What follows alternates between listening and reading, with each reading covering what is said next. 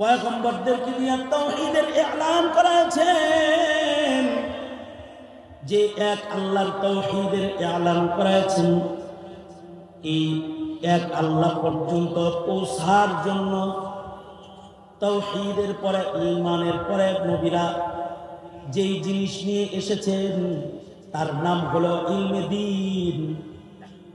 প্রত্যেক পয়গম্বর কি আল্লাহ তাআলা ইলমে দ্বীন দান করেছেন। ইলমে দ্বীনের মাধ্যমে সকল নবীরা তাদের উম্মতকে আল্লাহ পর্যন্ত পৌঁছার রাস্তা দেখাচ্ছেন। এ কারণে নবীদেরকে আল্লাহ তাআলা কিতাব দান করেছেন, ঐশী ইলম দান করেছেন। নবীরা জমিনবাসীকে তাওহীদ ও একাত্মবাদের ইলান দিয়েছেন, আর এক আল্লাহ পর্যন্ত পৌঁছার জন্য ইলমে দ্বীনের মাধ্যমে দিক নির্দেশনা দিয়েছেন। সকল নবীরা দ্বিতীয় নাম্বার যে নিয়ামত নিয়ে আগমন করেছেন তার নাম হলো ইলমে দ্বীন। ঈমানের পরে ইলমে দ্বীনের মূল্য সবচেয়ে বেশি। নবীদেরকে আল্লাহ তাআলা ইলম দিয়েছেন, ইলম যার বেশি সম্মান তার বেশি। এ কারণে আমাদের নবী আলাইহিস সালামের সম্মান বেশি। নবী আলাইহিস সালামকে আল্লাহ তাআলা ইলম বেশি দান করেছেন। ইলমের কারণে আমাদের নবীজিরও সম্মান। আমাদের নবীজির মুজিজার মধ্যে সবচেয়ে বড় মুজিজা নবীজির ইলমি মুজিজা। আল্লাহর রাসূল বলেন, সকল নবীকে ইলম দেওয়া হয়েছে, কিন্তু আমাকে আল্লাহ তাআলা আউয়ালিন ও আখিরিনের ইলমের সবচেয়ে বড় ভান্ডারটা আল্লাহ তাআলা আমাকে দান করেছে। আল্লাহু আকবার কবিরা। অর্থাৎ আমাদের নবীর ইলমের ভান্ডার সবচেয়ে বড়। শুধুই মাত্র তাওহীদের বদলা। আর তাওহীদবাদী একজন মুমিন যে একবার পড়েছে লা ইলাহা ইল্লাল্লাহ এবং এই তাওহীদের এই ইলানের উপরে সে অটল অনড় ছিল, বিশ্বাস নষ্ট করে নাই, তাওহীদ আর একাত্মবাদকে সে নষ্ট করে নাই। যদি নষ্ট না করে, তার কোন আমল যদি নাও থাকে, আল্লাহ তাআলা তাকে দোজখে দিলেও তার দোজখের বিভিন্ন হালত আছে। এক নম্বর হালত তো দোজখের 7 স্তরের একেবারে উপরিভাগের কম আযাব যেখানে, সেখানে তাকে দেয়া হবে তাজকিয়াতান, পুত পবিত্র করার জন্য। আমার শাকাশনী বলেছেন যে আগুনের প্রথম স্তর যেটা জাহান্নামের, সেখানে তাকে রাখা হবে। আর অন্যদেরকে, যারা মুশরিক, যারা আল্লাহ পাকের সিফাতে আক্রমণকারী, আল্লাহ পাকের একাত্মবাদে আক্রমণ করে যারা বহুত্ববাদের পূজারী, তাদেরকে দোজখের নিম্ন স্তরে রাখা হবে। কারণ তাওহীদবাদীদেরকে কোনো না কোনো সময়ে, কোনো না কোনো ভাবে আল্লাহ তাআলা তার বদআমলির সাজা শেষ হইলে বের করে জান্নাতে আবার প্রবেশ করারও আশা করা যায়। একবারও যদি সে বলে লা ইলাহা ইল্লাল্লাহ। এ কারণে মুমিন যারা তাওহীদবাদী তারা থাকবে জাহান্নামের প্রথম স্তরে, 7টা স্তরের পয়লা স্তরে। ইহুদ ও নাসারারা যারা আল্লাহর সিফাতে আক্রমণকারী, তারা থাকবে জাহান্নামের 2য়, 3য় স্তরে।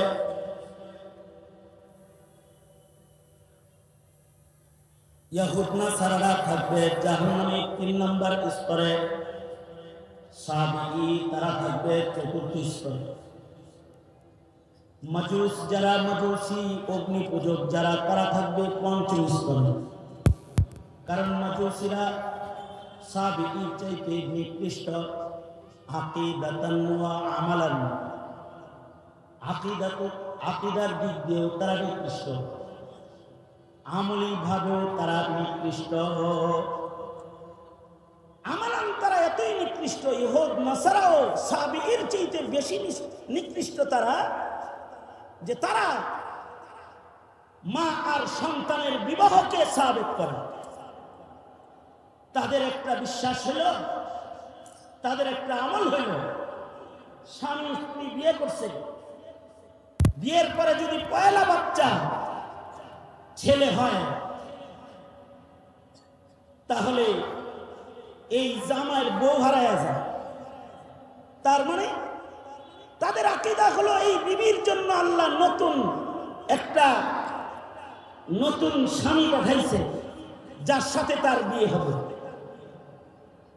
পুরুষরা বেচারা কান্দে বউ হারায়া, আর মহিলা নতুন স্বামী লালন পালন করে সন্তান হিসাবে না, ছেলেরে লালন পালন করে স্বামী হিসাবে, এবং তাদের ধর্মে মা আর সন্তানের বিবাহের মতো অবৈধ কর্মকাণ্ডকে বাস্তবায়ন করে।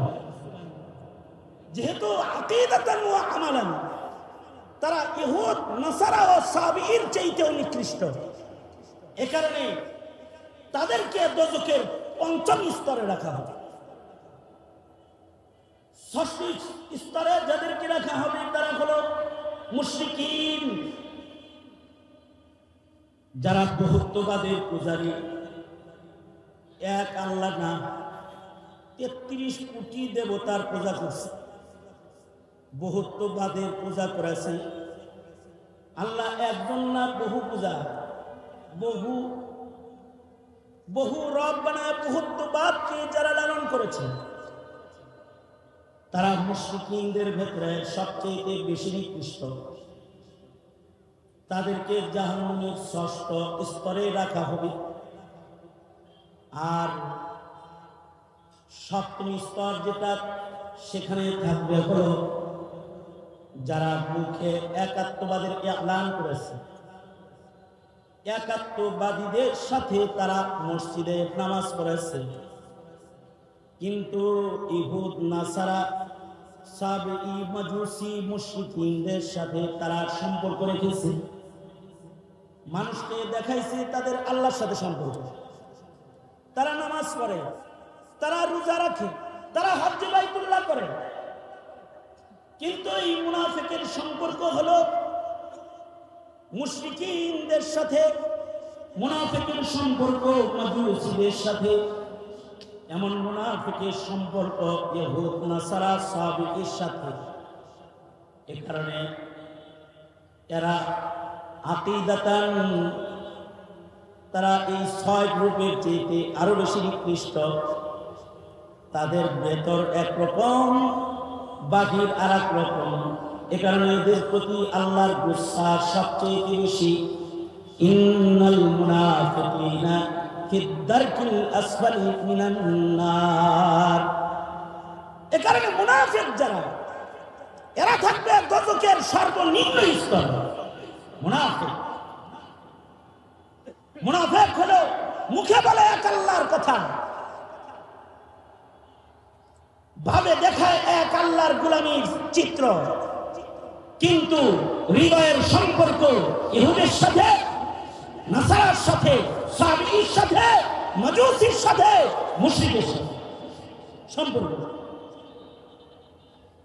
বিগত 16 বছর ওয়াজ মাহফিলে এলান শুনেছি যে আমাদের মাননীয় প্রধানমন্ত্রী শেখ হাসিনা তিনি তাহাজ্জুদ নামাজ পড়েন, তিনি 70 রাকাত নফল নামাজ পড়েন, তিনি ইশরাকের নামাজ না পড়ে জয় নামাজ থেকে উঠেন না, তিনি প্রতিটি উপজেলায় একটি করে মডেল মসজিদ নির্মাতা আল্লাহ প্রেমিক এক আল্লাহর খাস দাসী।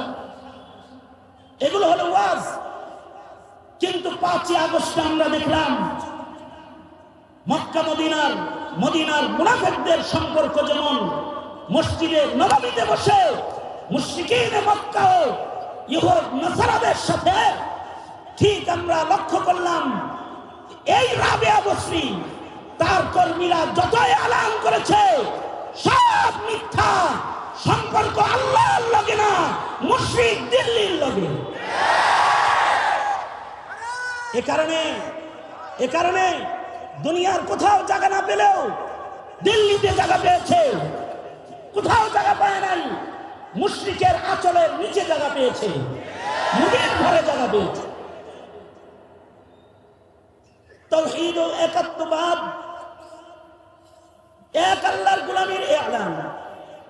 সকল পয়গম্বরদের এলান, আমাদের সরওয়ারে দো আলম নবীর ইলান কুলু লা ইলাহা ইল্লাল্লাহ। এটা পয়গম্বরদের 1 নম্বর ইলান। এই তাওহীদের ভেতরে বহুত্ববাদ যেন ভইটা না যায়, এই তাওহীদের ভেতরে শিরক ফিল জাত যেন না হয়, শিরক ফিল সিফাত যেন না হয়।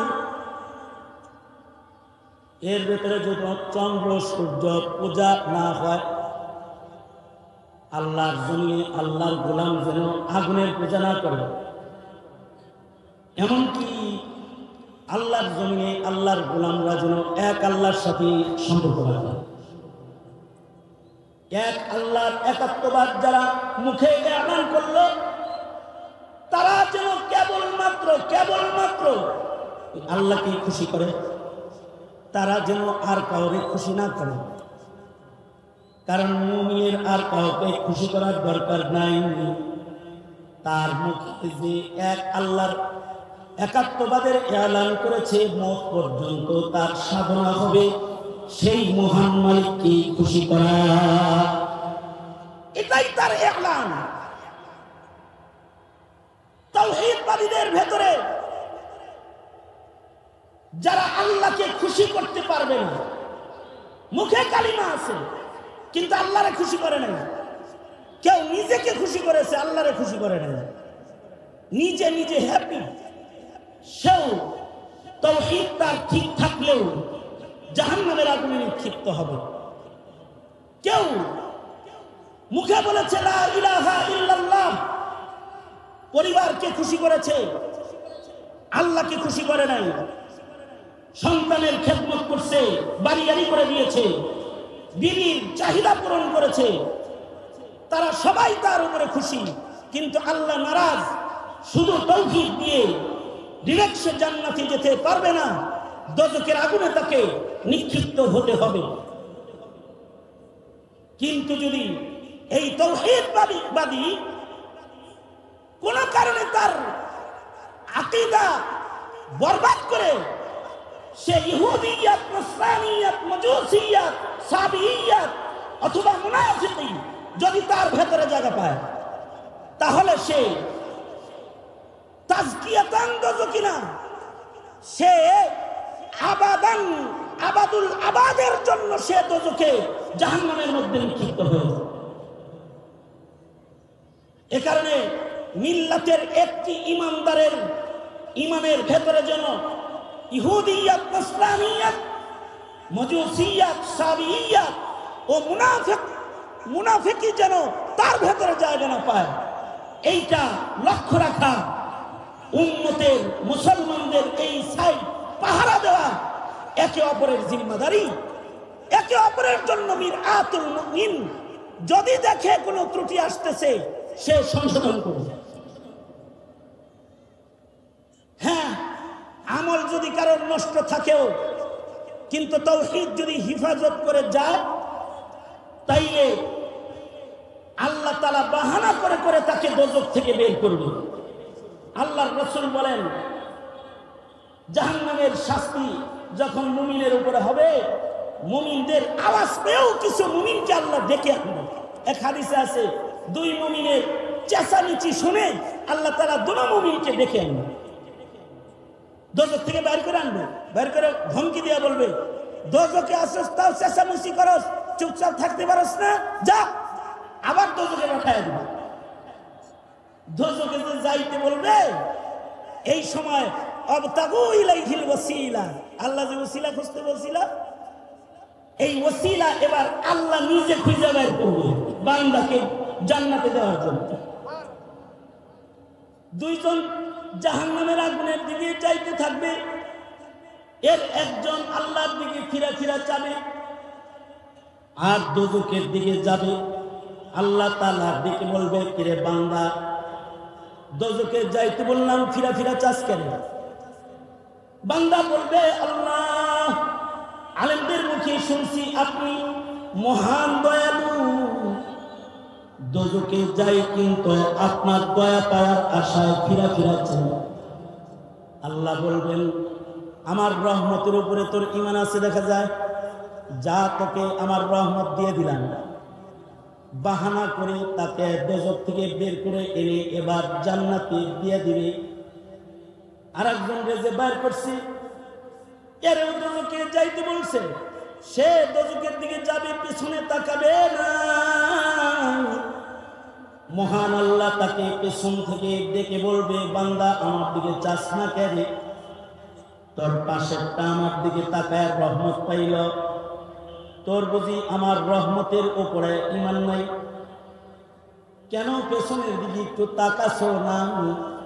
বান্দা বলবে, আল্লাহ তাওহীদবাদী ছিলাম, কিন্তু দুনিয়াতে তোমার তাওহীদের হক আদায় করে একটা হুকুম দুনিয়ায় মানতে পারি নাই। আজকে তুমি দোজখে যাইতে নিজের মুখে নির্দেশ করলে, আজকের নির্দেশটা কম আজ কম পালন করে তোমার গোলাম বান্দা ঘর তুমি সাব্যস্ত করতে চাই। তোমার হুকুমের মূল্য আজকে আমার কাছে অনেক, তাই তোমার হুকুম পালন করার জন্য দোজখে যাই। আল্লাহ তাআলা বলবেন, আমার হুকুমের মূল্যায়ন যেহেতু তাওহীদের পাশে তোর সাথে যুক্ত হয়েছে, যাও উসিলা বানাইলাম, এ কারণে তোমাকে আর দোজখে ফেললাম না, জান্নাত দিয়ে দিলাম। মুসলিম শরীফের রিওয়ায়াতে আছে, আল্লাহ তাআলা মুমিনে আসিকে দোজখে যখন ফেলবে, মুমিনে আসিকে যখন দোজখে ফেলবে, তো তাকে আল্লাহ তাআলা মৃত্যু দিবে, অর্থাৎ ইয়ানি তাকে অবাস করে ফেলবে, তাকে অজ্ঞান করে দোজখে ফেলবে। অর্থাৎ অপারেশন করার সময় ডাক্তার যেমন রোগীকে অভ্যাস করে, ডাক্তার অপারেশন করবে, এবার রোগীর দেহকে অপারেশন করবে, এবার তাকে অচেতন করে, তাকে অজ্ঞান করে। কেন? এবার অস্ত্রোপচার করা হবে, সে যেন টের না পায়, তার হাড্ডি কেটে পা দেহ থেকে আলাদা করে ফেলায়, অথবা তার ওপেন হার্ট সার্জারি চলতে থাকে, বুকটাকে ফেরে বুকের ভেতরের জিনিস বাইরে এনে রড লাগায়, পায়ের হাতের রড কেটে ভিন্ন জায়গায় স্থাপন করে, গায়ের এক জায়গার চামড়া কেটে আরেক জায়গায় লাগায়, কিন্তু এই বান্দার কোনো খবর থাকে না। যদি কেউ ইহুদিয়ত লালন না করে, যদি কেউ নসরানিয়ত লালন না করে, যদি কেউ মজুসিয়ত লালন না করে, সাবিয়ত যদি লালন কেউ না করে, যদি কেউ হিন্দুত্ববাদ লালন না করে, একত্ববাদ হিফাজত করে কেউ যদি কবরে যায়, তাতেও আল্লাহ তাআলা আশা করা যায় হতে পারে যে তাকে দোজখে দিবেন, কিন্তু অজ্ঞান করে দোজখে দিবেন। হাদিসে আছে, বান্দাকে যখন আল্লাহ তাআলা দোজখের আগুনে পুড়ায় তার বদ আমলের শাস্তি দিয়ে ফেলবেন, বান্দার পুরা দেহটাকে এবার আল্লাহ তাআলা দোজখ থেকে বাইর করবেন, বাইর করে তাকে আবার হুঁশ দান করবেন, তাকে আবার সাধারণ জীবন দান করবেন।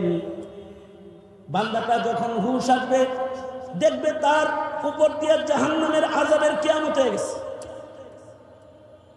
তার পাপের শাস্তি তার উপরে প্রয়োগ হয়েছে।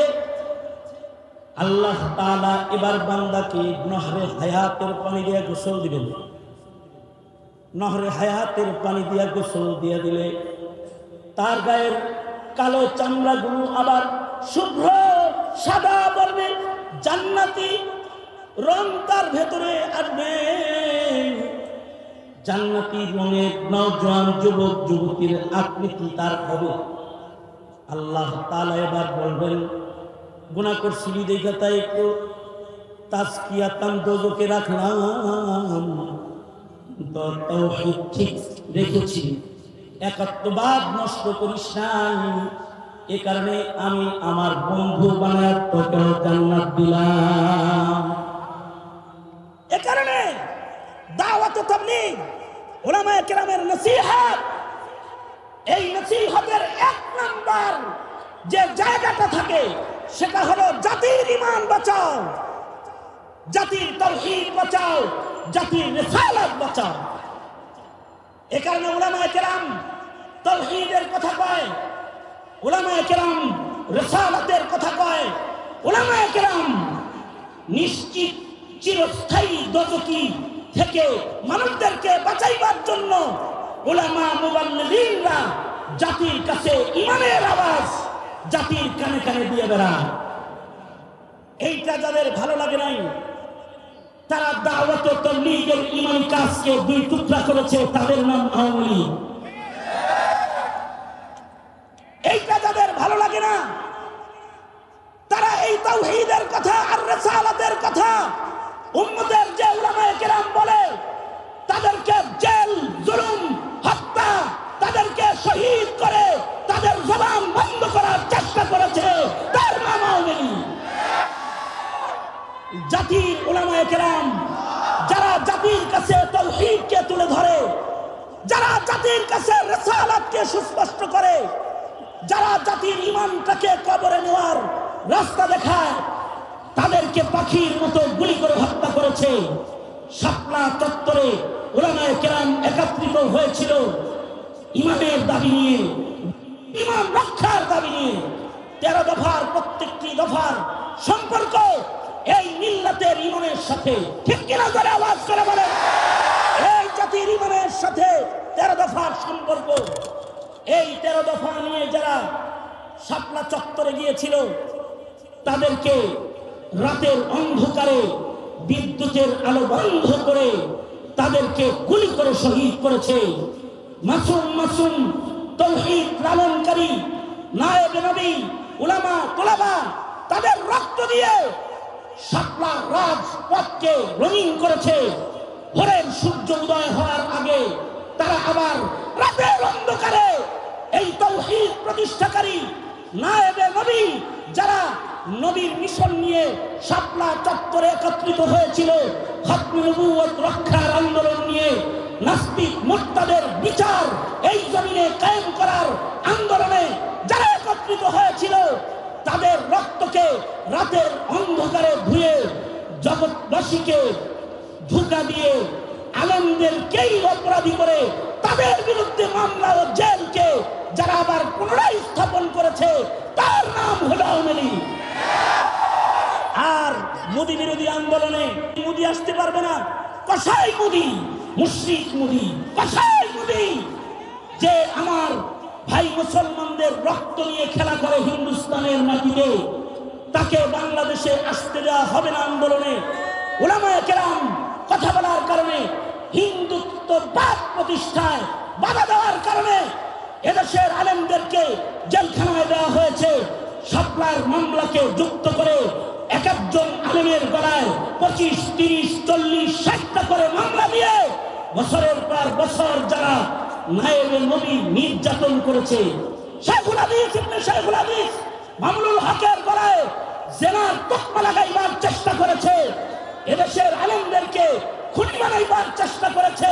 এদেশের আলেমদেরকে জঙ্গি বানাইবার চেষ্টা করে জেলখানায় আবদ্ধ করে নির্বিচারে অত্যাচার যারা করেছে, আল্লাহ পাক যারা অত্যাচারী হয় তাদেরকে ছাড় দেন, ছেড়ে দেন না।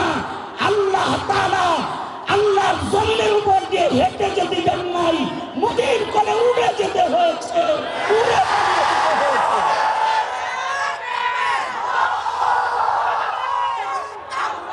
এই দেশের উলামায়ে কেরাম অত্যাচারিত, এই দেশের উলামায়ে কেরাম নির্যাতিত, নিপীড়িত। যুগ যুগ ধরে স্বাধীনতার পর থেকে এই দেশের আলেমদেরকে 72 সাল থেকে রাজাকার বলা শুরু করেছে। অথচ এরা হলো ইলমের বাহক নায়েবে নবী। তারা তাওহীদের কথা কয় নবীর ওয়ারিস হিসেবে। তারা জাতির ঈমান রক্ষার জন্য কথা কয়। তারা জাতির ঈমান আমলের শিক্ষাকে সংরক্ষণের কাজে ব্যস্ত হয়। তাদেরকে এই 72 সাল থেকে আজ পর্যন্ত রাজাকার বলে আসছে। কিন্তু উলামায়ে কেরাম যেহেতু নায়েবে নবী, তারা তা শুধুই মাত্র ইলমের ওয়ারিস না, তারা নবীজির চরিত্রের ওয়ারিস। এ কারণে আলেমদের ধৈর্য বেশি। আলেমদেরকে ৭২ সাল থেকে রাজাকার কর, কিন্তু এদেশের আলেমদের বড় ধৈর্য। ছোট ছোট মক্তবের বাচ্চাদেরকে রাজাকার বলে গালি দিয়েছে, ধৈর্য, তারা কিছুই বলে নাই, কখনো কথা বলে নাই। কারণ খুলুকে আজিম নবীর উম্মত নায়েবের দপ্তরে যে নাম, তাই ধৈর্য অনেক বেশি। তারা ইচ্ছা করলে কথা বলতে পারত, ইচ্ছা করলে এদেশে আলেম কলবে এলেম কম নাই, তারাও এর আগেই প্রতিবাদের ভূমিকায় অবতীর্ণ হতে পারত, কিন্তু তাদের ধৈর্য বেশি। কারণ নবীর নায়েব তো, নবীদের ধৈর্য যেমন নায়েবদের ধৈর্য তেমন।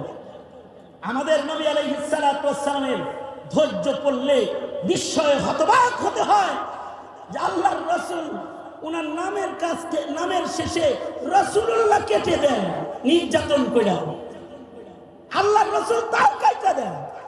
অনৈতিক শর্ত মেনে নিয়ে হুদাইবিয়ার সন্ধি করেছিলেন সরওয়ারে দু আলম নবী। নবীজিকে যারাই কষ্ট দিয়েছে তাদের কষ্টের প্রতিবাদ নবী করেন নাই। পাথরের আঘাতে যখন রক্তাক্ত করে তায়েফে ফেলেছে, তখন নবীজি সেজদায় পড়ে আল্লাহকে বলেছে, ওরা বুঝে নাই আল্লাহ, তুমি ওদের মাফ করে দাও। সেই নবীর নায়েব যারা, তাদেরও তো ধৈর্য আছে।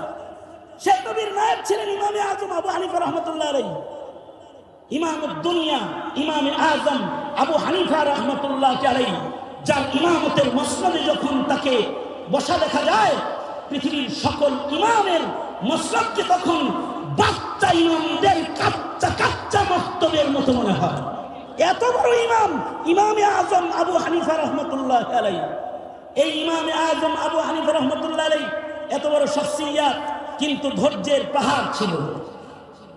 ইমামে আজম আবু হানিফাকে সরকারি এক অফিসার এসে একদিন অত্যাচার করলো। এদেশের আলেমদেরকে যেমন সরকারি পুলিশেরা মারপিট করছে, এক পুলিশে এসে ইমামে আজম আবু হানিফারে একদিন থাপ্পড় দিয়ে গেছে। এদেশের আলেমদেরকে পুলিশ লাঠি দিয়ে পিটাইছে। শুধু পিটায় নাই, ছাত্রদের উঙ্গুলি প্লাস দিয়ে চারি খুলে নিয়ে ঝুলায় পিটাইছে, উল্টা করে হ্যান্ডকাপ পরে তারপরে রিমান্ড করেছে। নির্দোষ নির্দোষ আলেমদেরকে 22 দিন 42 দিন রিমান্ডে রেখে তাদেরকে জিজ্ঞাসাবাদ করেছে। অত্যাচারের সীমানাবিহীন অত্যাচার তারা আলেমদের উপরে করেছে। ওরকম পুলিশ অফিসার তার পুলিশি পদের ভারে ইমামে আজম আবু হানিফাকে অন্যায়ভাবে একদিন একটা থাপ্পড় মেরেছে। কিন্তু ইমামে আজম আবু হানিফা তো নায়েবে নবী, ওনারে থাপ্পড় দিচ্ছে। পরে উনি বলে, আমি তো নায়েবে নবী, নবীর নায়েব, নবীর ইলমের ওয়ারিস, তাই তোরে মাফ করে দিলাম, আমি নায়েবে নবী।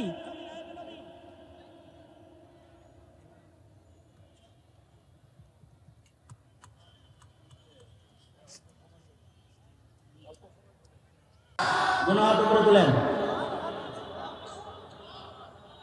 মানে কথা শুনেন কিনা চেক করতেছি। হাত উপরে তুলেন, এক হাত নামান, দুই হাত নামাইছে, আওয়াজ কমাই দাও, দরকার হয় তোমার যদি না কোলায় কমাও, ভেতরে রাখো। হাত নাড়াচাড়া দেন, জবান খুলে আওয়াজ করে বলেন আল্লাহু আকবার, সুবহানাল্লাহ, আলহামদুলিল্লাহ, লা ইলাহা ইল্লাল্লাহ, আল্লাহু আকবার। হাত নামান, আল্লাহু আকবার। মুহতারাম হাজিরিন, ইমামে আজম আবু হানিফাকে থাপ্পড় মারছে। ইমামে আজম আবু হানিফা রাহমাতুল্লাহ আলাইহি বললেন, তোর গায়ের কন্ডিশন যা, আমি তো তোরে ফুটবলের মতো একটা দিতে পারি, কিন্তু দিলাম না, কারণ আমি নায়েবে নবী, আমার ধৈর্য বেশি। শুধু তোকে থাপ্পড় দিয়ে প্রতিশোধ নিলাম না তা না, ইচ্ছা করলে তুই সাধারণ পুলিশ অফিসার আমাকে মেরেছিস, আমি ইচ্ছা করলে তোর চাকরি নষ্ট করে দিলাম। আমি ইচ্ছা করলে তোকে বাদশাকে বলে জেলে পাঠাতে পারি, পাঠাইলাম না। আমি যদি ইচ্ছা করি কমাস কম জায়নামাজ বিছায় তোর জন্য বদদুআ করতে পারি, করলাম না, তোকে মাফ করে দিলাম। আমি যদি ইচ্ছা করি তাহলে ময়দানে মাহশারে আল্লাহর আদালতে তোর জুলমের বিচার চাইতে পারি, তোকে খুশখবরি শোনাচ্ছি, এই জুলমের বিচার আল্লাহর কাছে আমি চাবো না। লা তাসরিবা আলাইকুমুল ইয়াউম, ঘোষণার মতো একটি ঘোষণা, তোকে আমি সাধারণ ক্ষমা করে দিলাম, সাধারণ ক্ষমা দিলাম, মাফ করে দিলাম, বিচারও চাবো না। খুশখবরি শোনাইতেছি, বিচার চাবো না খালি তা না, তুই যদি তাওহীদ নিয়ে কবরে যাইতে পারিস, ঈমান নিয়ে, আমি যদি জান্নাতে যাই, তাইলে তোকে শাফাআত করে আল্লাহর জান্নাতে নিয়ে যাওয়ার ওয়াদা করতেছি। এটা হলো উলামায়ে কেরাম, এদেশের আলেমদের আখলাক। এইভাবেই আমাদের আকাবির বুজুর্গরা সময়ে সময়ে মজলুম হয়েছেন, প্রতিশোধ নিতে পারেন, নেন নাই, রক্তের বদলা, রক্ত ঝরান নাই। তারা কখনো মামলা মোকদ্দমার মাধ্যমে বিচারের জন্য বসে থাকেন নাই, সাধারণ ক্ষমা ঘোষণা করেছেন, কারণ তারা নায়েবে নবী। নায়েবে নবীর ধৈর্য বেশি, এই কারণে ৭২ সাল থেকে রাজাকার বলে, কিন্তু দেশের আলেমরা অত খেপে নাই। বৈষম্য বিরোধী ছাত্র আন্দোলনকে যখন রাজাকার বলেছে, তাদের তো আর নায়েবে নবীর মতো ধৈর্য নাই, তারা গণভবনের দিকে দৌড় দিয়েছে সেটা, এবং তারা গণভবনের দিকে মার্চ করেছে এক রাজাকার একবার রাজাকার বলার সাজা দেওয়ার জন্য। কারণ তাদের ধৈর্য এত না, মৌলবীর ধৈর্য যত, আলেম ওলামার ধৈর্য যত। গণভবনের পাশ দিয়ে প্রতিদিন যাতায়াত হয়, তো দেখি গণভবনের ডবল গাঁথনির ইট চতুর্দিকের কোনো দিকে খোলা নাই। তার মানে একবার রাজাকার বলার রাগ আর গুচ্ছা ছাত্র জনতার হৃদয়ে এইরকম ছিল যে গণভবনের চতুর্দিকের ইট রাখে নাই, সব খুলে ফেলেছে। আমার মনে হয় বুবু যদি ঘাটতারামি করে ওই দিন বসে থাকত, তাহলে বুবু ছেলেরা ঢুকলে গায়ের চামড়া খুলে নিয়ে আসতো। কেন এই আযাব আল্লাহর পক্ষ থেকে যে আবাবিল হয়ে ছাত্র জনতা গণভবনমুখী হলো, এটার একমাত্র কারণ তাওহীদের একাত্মবাদের এলানকারী উলামায়ে কেরাম, দিনদার পরহেজগারদের উপরে অত্যাচারের বিচার এটা আল্লাহ করেছেন। কারণ আল্লাহর জমিনে একাত্মবাদ থাকবে, এটাই আল্লাহ পাকের চাওয়া। এ কারণে সোয়া লাখ পয়গম্বর, লক্ষাধিক নবী রাসূল দিয়ে আল্লাহ তাআলা এক নম্বর কাজ করাইছেন, পয়গম্বরদেরকে দিয়ে তাওহীদের ইলান করাইছেন। যে এক আল্লাহর তাওহীদের ইলান করাইছেন, এই এক আল্লাহ পর্যন্ত পৌঁছার জন্য তাওহীদের পরে, ঈমানের পরে নবীরা যেই জিনিস নিয়ে এসেছেন তার নাম হলো ইলমে দ্বীন। প্রত্যেক পয়গম্বর কি আল্লাহ তাআলা ইলমে দ্বীন দান করেছেন। ইলমে দ্বীনের মাধ্যমে সকল নবীরা তাদের উম্মতকে আল্লাহ পর্যন্ত পৌঁছার রাস্তা দেখাইছেন। এ কারণে নবীদেরকে আল্লাহ তাআলা কিতাব দান করেছেন, ঐশী ইলম দান করেছেন। নবীরা জমিনবাসীকে তাওহীদ ও একাত্মবাদের ইলান দিয়েছেন, আর এক আল্লাহ পর্যন্ত পৌঁছার জন্য ইলমে দ্বীনের মাধ্যমে দিক নির্দেশনা দিয়েছেন। সকল নবীরা দ্বিতীয় নাম্বার যে নিয়ামত নিয়ে আগমন করেছেন তার নাম হলো ইলমে দ্বীন। ঈমানের পরে ইলমে দ্বীনের মূল্য সবচেয়ে বেশি। নবীদেরকে আল্লাহ তাআলা ইলম দিয়েছেন, ইলম যার বেশি সম্মান তার বেশি। এ কারণে আমাদের নবী আলাইহিস সালামের সম্মান বেশি। নবী আলাইহিস সালামকে আল্লাহ তাআলা ইলম বেশি দান করেছেন। ইলমের কারণে আমাদের নবীজিরও সম্মান। আমাদের নবীজির মুজিজার মধ্যে সবচেয়ে বড় মুজিজা নবীজির ইলমি মুজিজা। আল্লাহর রাসূল বলেন, সকল নবীকে ইলম দেওয়া হয়েছে, কিন্তু আমাকে আল্লাহ তাআলা আউয়ালিন ও আখিরিনের ইলমের সবচেয়ে বড় ভান্ডারটা আল্লাহ তাআলা আমাকে দান করেছে। আল্লাহু আকবার কবিরা। অর্থাৎ আমাদের নবীর ইলমের ভান্ডার সবচেয়ে বড়।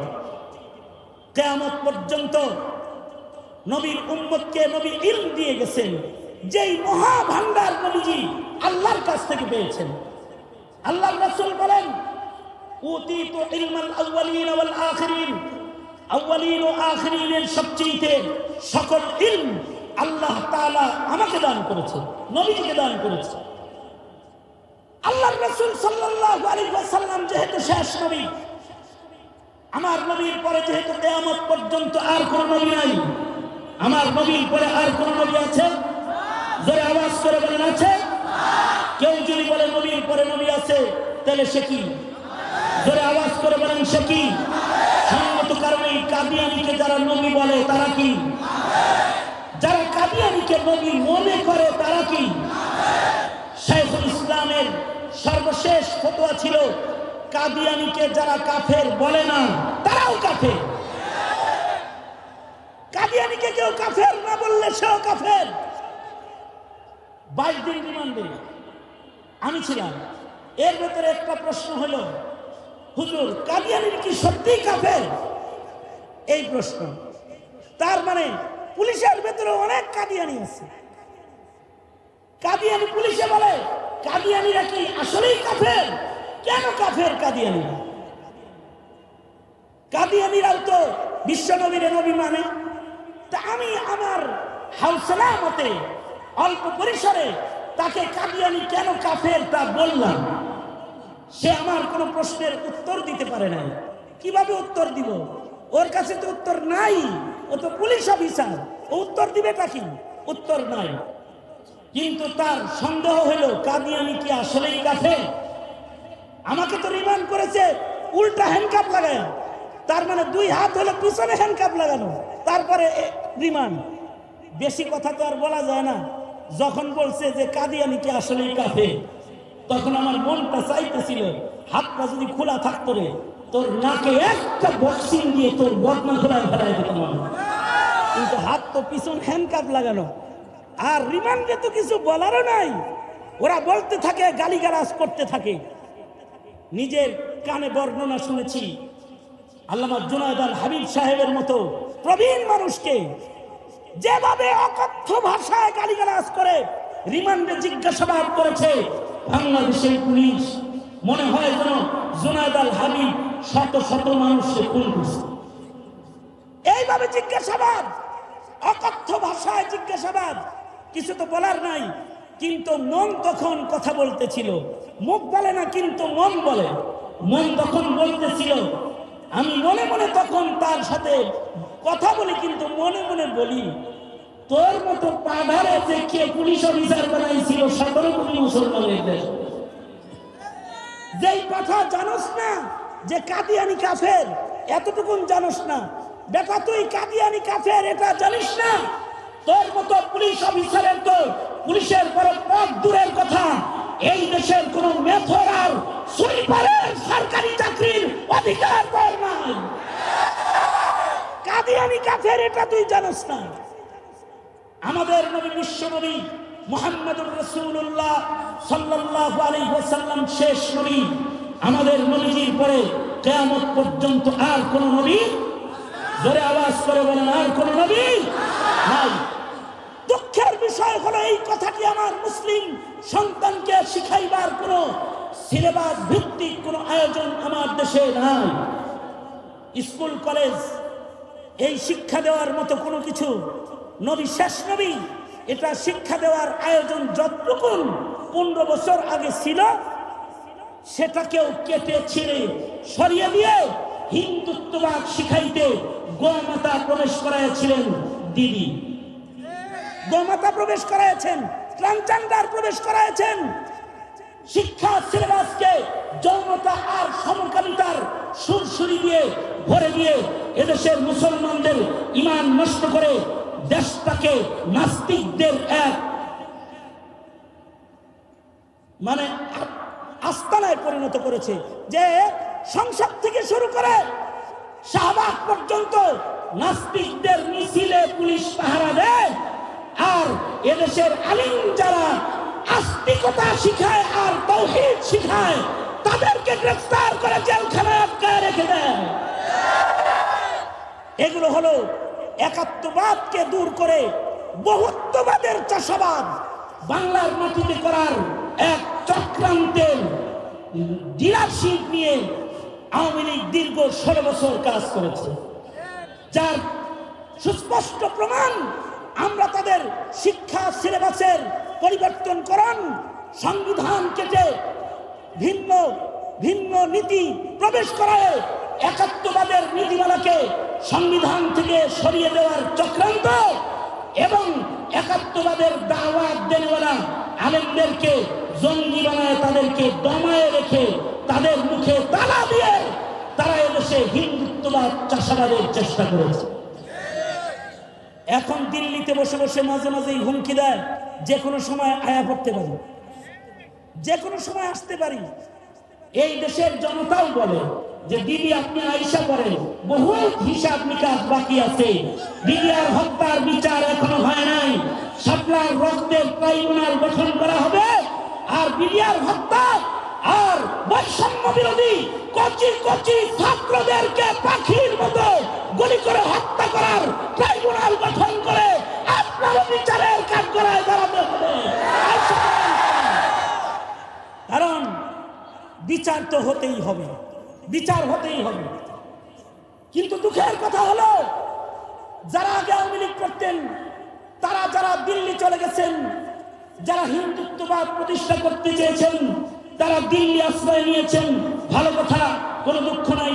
যারা বিদেশে সাল লাগাচ্ছেন, বিদেশে আছেন, তাদের ব্যাপারেও কোনো দুঃখ নাই।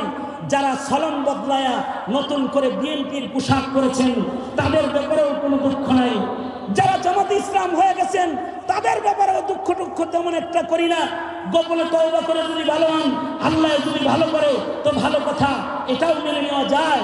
কিন্তু যারা বিএনপিও হন নাই, যারা জামাতে ইসলামও হন নাই, যারা দিল্লিও যান নাই, এই দেশে বসে বসে ইসকনের তাবেদারি গোলাম হয়ে এদেশে হিন্দুত্ববাদের দাস হয়ে এদেশের মুসলমানের রক্ত নিয়ে খেলবেন। আমার ভাই সাইফুল ইসলামকে কপিয়ে হত্যা করেছেন, আরো যত ষড়যন্ত্র করছেন, যারা সলম বদলায়া বহুত্ববাদের এই মিশন বাস্তবায়নের দাসত্ব যারা ইসকন নামে বাংলার মাটিতে করে, তাদের ছাতার নিচে দাঁড়িয়ে 17 কোটি মুসলমানের ইমান নিয়ে কালাহেসা করলে তাদের দাঁত ভাঙা জবাব আবার দেওয়া হবে।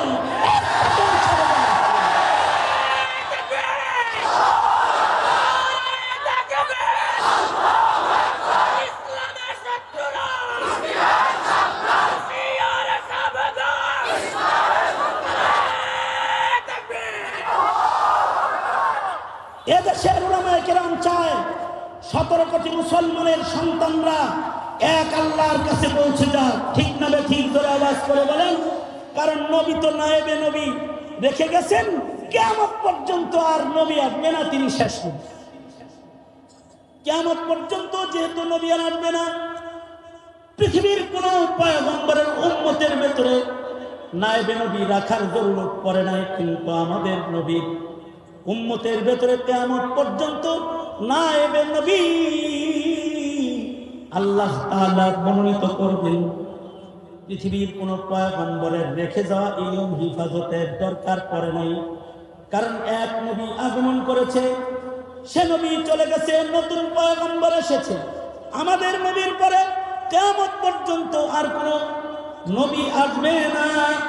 নবীর নবুওয়াত, নবীর রিসালাতের মিশন, নবীজির রেখে যাওয়া দ্বীনকে হিফাজতের জন্য আল্লাহ তাআলা নবীকে নিয়ে গেছেন। কিন্তু নবীর নবুওয়াতকে হিফাজত করছে, নবীর ইলমকে আল্লাহ তাআলা হিফাজত করছেন। আল্লাহ নিজে নবীর ইলম হিফাজতের জিম্মাদারি নিয়েছেন। কিয়ামত পর্যন্ত আল্লাহ তাআলা একদল মানুষকে নায়েবে নবী বানাবেন, যাদেরকে আল্লাহ তাআলা মনোনীত করে ইলমি দ্বীন দান করবেন।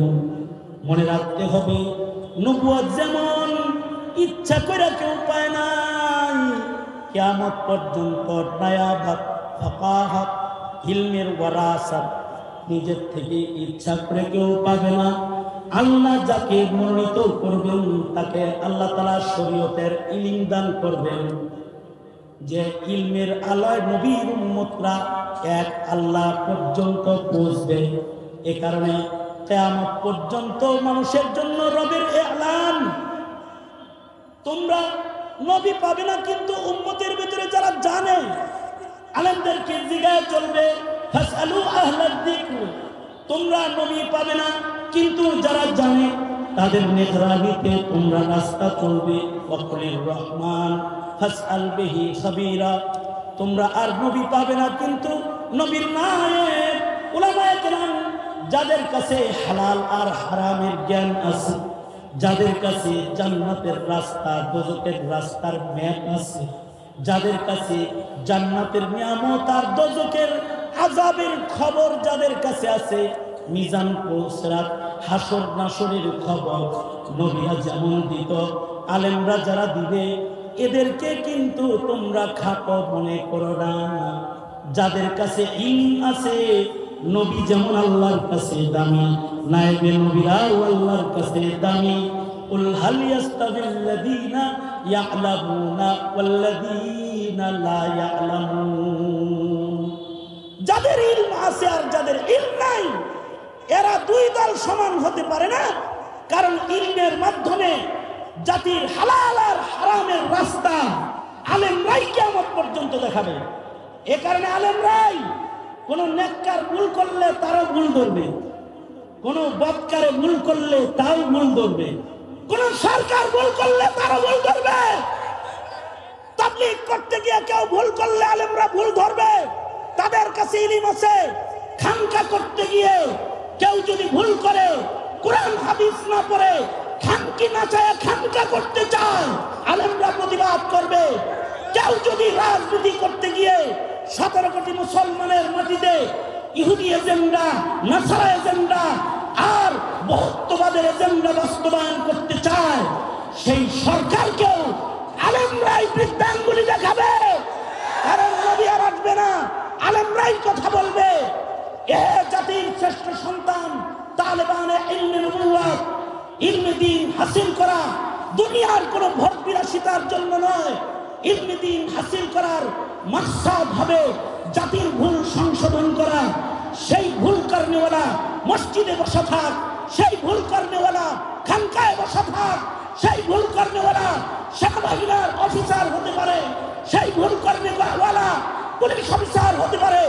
সেই ভুল কর্নেওয়ালা এই ভুল যে করতেছে, সে দেশের প্রধান উপদেষ্টাও যদি হয়, অথবা দেশের প্রধান বিচারপতিও যদি হয়, অথবা দেশের প্রধানমন্ত্রীও যদি হয়, আমাদের নায়েবে নবীরা প্রধান বিচারপতিকেও ছাড় দেয় নাই, প্রধানমন্ত্রীকেও ছাড় দেয় নাই, প্রেসিডেন্টকেও ছাড় দেয় নাই। মনে রাখবেন, যারা দেশের মসনদে বসে থাকবেন, এই দেশে মনবীর গায়ে রক্ত প্রবাহ থাকতে আপনার যা তা বাস্তবায়ন করতে দেওয়া পিছনেও হয় নাই, সামনেও হবে না। রক্ত থাকতে যা তা বাস্তবায়ন শাহজালালের মাটিতে হবে না, হবে না। এ তালেবান ইলমে নবুওয়াত আকাবির আসলাফদের পদাঙ্ক অনুসরণ করে যে কোনো সময় এই 17 কোটি মুসলমানের মাটিতে যে কোনো পদক্ষেপ নিতে মর্দে মুজাহিদ নায়েবে নবীর যোগ্য ভূমিকায় অবতীর্ণ হতে তোমরা নবীর কাফেলা, তোমরা দিনের পাহারাদারেরা প্রস্তুত থাকবে তো সবসময় ইনশাআল্লাহ। আল্লাহ তাআলা প্রস্তুত থাকার তৌফিক দান করেন, এ কামনা করেই আমি আমার সংক্ষিপ্ত কথা এখানেই গুটিয়ে আনছি। जो कुछ हुआ या रब तेरे करम से हुआ, जो कुछ होगा तेरे करम से ही होगा। व आखिर दावाना अल्हम्दुलिल्लाहि रब्बिल आलमीन।